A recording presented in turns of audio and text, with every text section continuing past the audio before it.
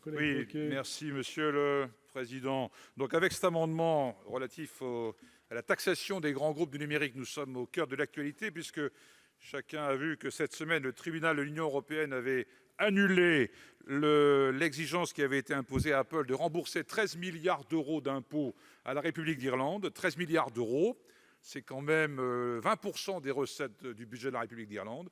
Et pour parler concrètement, c'est le prix qui permettrait de financer 20 hôpitaux dans un pays comme l'Irlande, qui est 4,5 millions d'habitants. Donc, on a déjà débattu très souvent sur ce sujet et cette nécessité d'imposer le juste impôt aux grands groupes du numérique. C'est un bras de fer, on le sait. La bataille doit être menée sans relâche. Donc, nous proposons, avec cet amendement, d'y remédier afin que chacun apporte sa contribution nécessaire au redressement des économies mondiales. Monsieur le rapporteur général. Le sujet est archi connu. J'ai eu la constance, mais voilà. Et j'ai beaucoup de regrets, de naïveté favorable, simplement parce que si on souscrivait, moi je serais très favorable à avoir l'établissement numérique. Ça permettrait de ne pas avoir des arrêts comme ceux du Conseil d'État, par exemple, où l'administration fiscale est perdue à plusieurs reprises.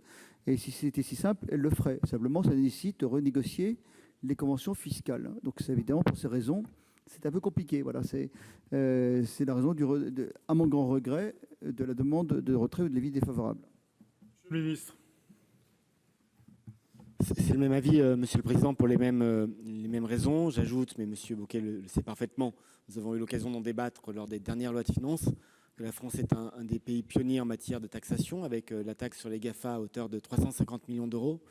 J'ajoute aussi que la Commission a déclaré le 15 juillet dernier qu'elle examinait la décision rendue notamment dans l'affaire Apple, que vous avez évoquée, en se réservant la possibilité d'aller en appel face à cette décision qu'elle ne partage visiblement pas.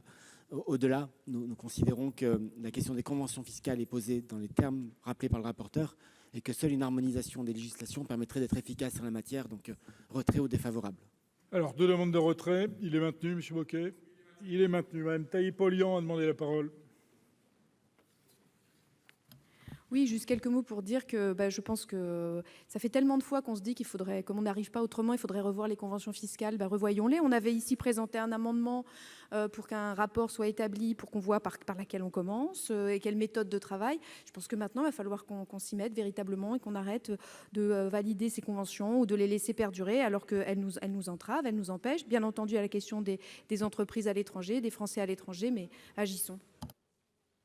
Deux avis défavorables puisque l'amendement est maintenu. Qui vote pour?